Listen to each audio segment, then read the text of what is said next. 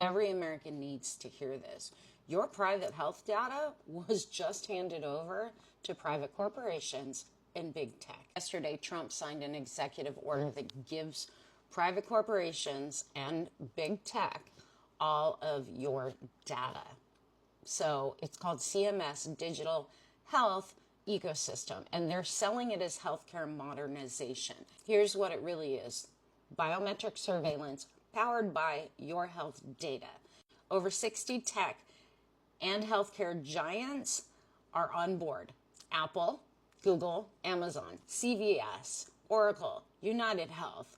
Think MyChart, your period tracker, your weight loss app like Noom, your steps that you typically count, all of them handed over. This isn't just data collection, it's surveillance, and it's dangerous. I've talked for years about a social credit system. Well, this is all part of Project 2025's big plans to control everybody, decide who gets care. We've already seen a woman in Tennessee denied prenatal care because of her relationship status. Even though she's been in a relationship for 15 years, she wasn't married, and her doctor does not agree with that. So he denied her prenatal care. You think that any of this is not going to affect you? You're absolutely wrong. Because look, they can actually flag your risk based on your anxiety levels, your meds, any of your prescription. They can deny coverage based on any kind of missing checkups or tests. And they can silence dissenters by labeling them unwell in their big system. Palantir's got all of our information. So to add this on is just one step closer to absolute dystopian authoritarian dictatorship. And if you thought getting car insurance or health insurance before was difficult, you know how they rank your car insurance rates based on your credit score? Yeah, now they can use your health data. And any of the notes that your physician or your mental health provider has provided, they get access to. You didn't vote for this. None of us did. And the only way to stop it, because it's already being built, the only way to stop it is to call your representative and then support the legal actions that say this is illegal and unconstitutional. All right, y'all, let's have a real talk. You've probably been hearing whispers about this thing called Project 2025, right? It's this ridiculously long, almost 1,000-page rule book to some folks put together to radically change America. Well, what if I told you it's not just some idea for the future? What if it's the exact playbook they're using right now? We're seeing a whole wave of moves that feel like they were ripped straight from these pages. This isn't just random political drama. It's the step-by-step game plan to take over the federal government, put all the power in the president's hands, and change the entire vibe of this country. It's called Project 2025, and we need to talk about how it's already causing legal fights and changing the country while we're busy living our lives. Trump and J.D. Vance's Project 2025 plan bans chemotherapy for women. On page 455, they start discussing preventing women from receiving chemotherapy. Chemotherapy can sometimes affect a woman's reproductive health and even the fetus. So now they want to make all medical decisions for women. They want to decide what treatments we receive, and none of this will apply to men. Who's okay with this? For months, everybody talked about Project 2025 like it was some kind of a fan fiction, a what-if story cooked up by the Heritage Foundation and their friends. It was always, this might happen if a certain person gets in office. Well, honey, it looks like the what if is here and now. Even though some are trying to act like they don't know it, their actions are telling a completely different story. When you look closely, a lot of what's happening lines up perfectly with what's in that document. And that's not by accident. It's on purpose. The project itself talks about using the president's power for a shock and awe takeover to remake the government from the tippity to the top. The same people who wrote this plan are now big shots shaping policy. Folks like Russell Vought, a man a main author, are now in the middle of budget talks, and his ideas about presidential power are taking center stage. You did work on Project 2025, and we went back and looked at what they said in their About the Fed. As people may know, that's a Heritage Foundation product that got a lot of scrutiny during the campaign. The chapter on the Fed called for Congress to overhaul the Fed's focus and powers. Is that what you're looking to do in 2026? I don't even know what that chapter says. All I know is in terms of the president has run on an agenda. He's been very clear about that. All that we are doing is in this administration is implementing his agenda. You don't want to overhaul the Fed? We want an economic system that works for the American people. That includes the Fed, and the president has been very clear that all he's asking from the Fed is lower interest rates because he thinks that it's important. This isn't just about hiring new people. It's a sign that they're all on the same page ideologically.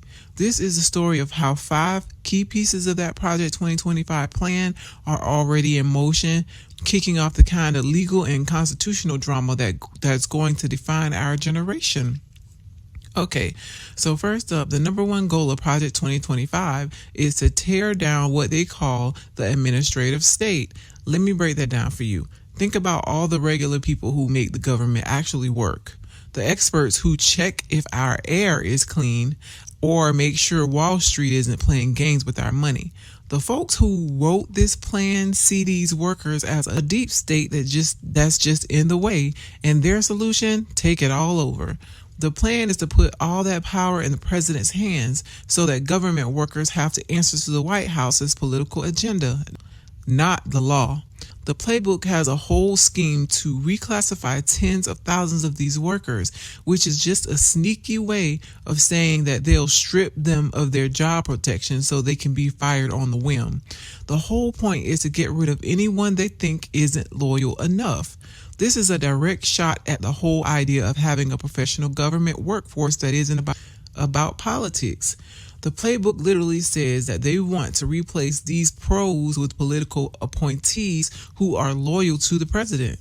The result that they're aiming for is a government ran by people who are all in on one ideology, not by experts. Moves like this are already getting challenged in court by watchdog groups who are calling it what it is, a massive power grab. This right here is the main event, a fight for the soul of the American government. And next up, the second pillar they're pushing is immigration. And child, let me tell you, the plan they wrote is the most hostile anti-immigration agenda that we've seen in our lifetime. And the administration's moves are following the script. The plan wants mass deportations using local cops to help ICE agents, trying to end birthright citizenship and turning the border into a military zone like we've never seen before. It's all about enforcement. The project suggests moving money around to build a border wall and giving immigration agencies a scary amount of new power. These policies are designed to make life a living hell for all immigrants and to slam the door on people trying to come into the country. Government's immigration policies under Project 2025. Under Project 2025, a plan spearheaded by the Heritage Foundation, significant changes to the U.S. government's immigration policies are proposed. This plan, aligned with the policies of former President Donald Trump, envisions a drastic overhaul of immigration laws and enforcement strategies. Key aspects of Project 2025's immigration policies include increased deportations and detentions. The plan calls for ramping up deportations and expanding detention facilities. It suggests retraining USCIS officers to focus on fraud detection, significantly slowing down application processing times, and requiring immediate departure for denied applicants without the possibility of appeal. Restriction on asylum and temporary protected status. The project proposes raising the standards for asylum eligibility, making it more difficult for individuals to claim a credible fear of persecution. It also aims to eliminate temporary protected status designations, stripping hundreds of thousands of individuals of their legal protections. Limiting legal immigration. Project 2025 seeks to curtail legal immigration by barring certain nationalities from obtaining visas, reducing family-based immigration, and eliminating programs like DACA. It also plans to restrict the issuance of work and student visas, particularly affecting H-1B visas by eliminating lower wage levels, which would prevent many recent graduates from remaining in the U.S. Increased fees and reduced waivers. The plan includes proposals to increase application fees across the board and limit fee waivers, making it more expensive for individuals to apply for immigration benefits, including asylum and citizenship. Centralized enforcement. It envisions the creation of a standalone border and immigration agency at the cabinet level to centralize and strengthen immigration enforcement. Overall, Project 2025 aims to significantly reduce both legal and illegal immigration, tighten asylum policies, and increase enforcement measures, reflecting a comprehensive and restrictive approach to U.S. immigration policy. One of the wildest parts of this plan is using a law from 1798, the Alien Enemies Act, to detain and deport people who aren't citizens without the fair process our Constitution is supposed to guarantee. This kind of thinking, dusting off old laws to use them in extreme ways, is at the heart of the plan and would absolutely get challenged in court for violating basic human rights. Their stated goal is to kick millions of people out of the country and fast.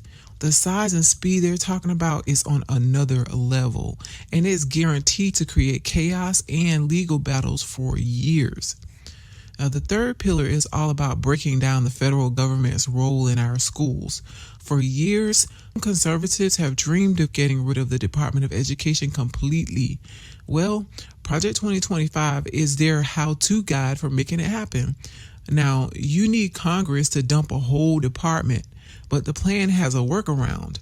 Use executive power to basically break the agency from the inside. So Trump has just confirmed that Project 2025 is indeed his plan for the Department of Education. I'm going to go over all the pieces this week. There is a lot to go through.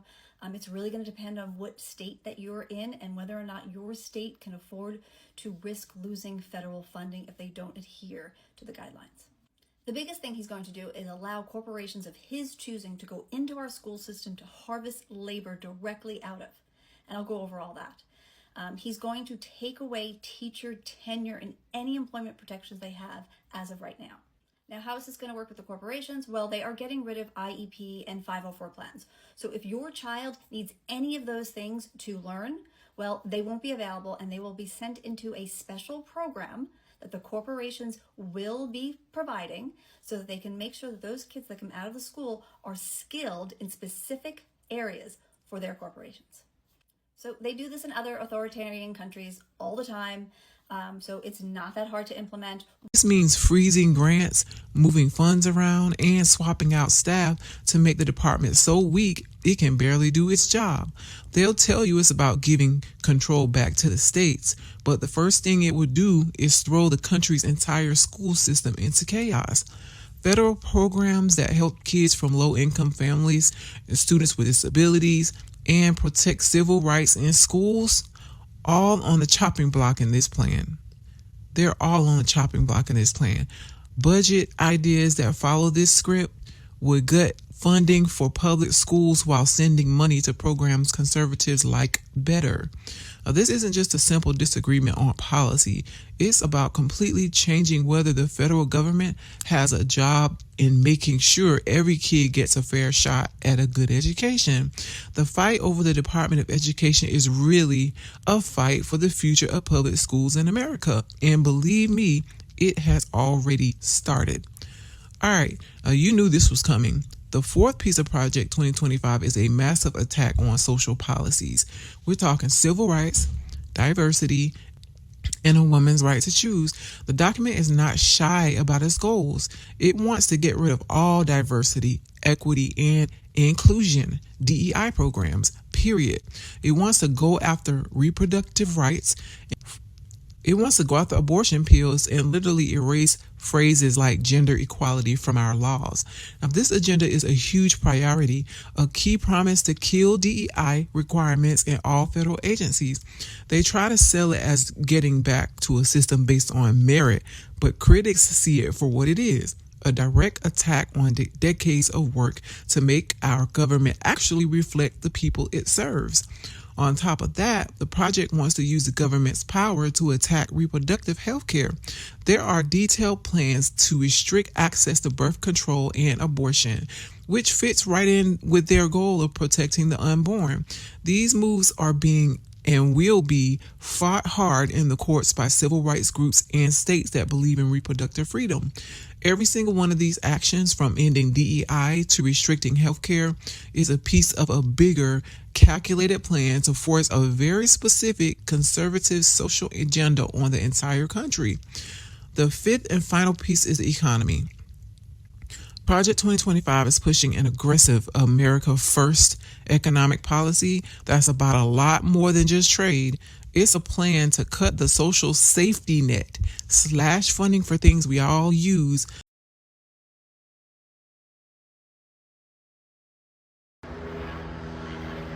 So I ask you this, what are you going to do tomorrow if your government job or your other job or your associated job disappears? What are you going to do?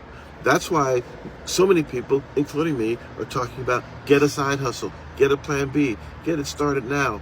You don't get paid overnight starting a TikTok channel or a YouTube channel or an online sales or whatever you're doing.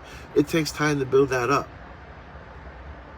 So if you wait until your job that's associated with the government is gone, because it says in Project 25 they're getting rid of it, that's it. That's not politics. That's economics.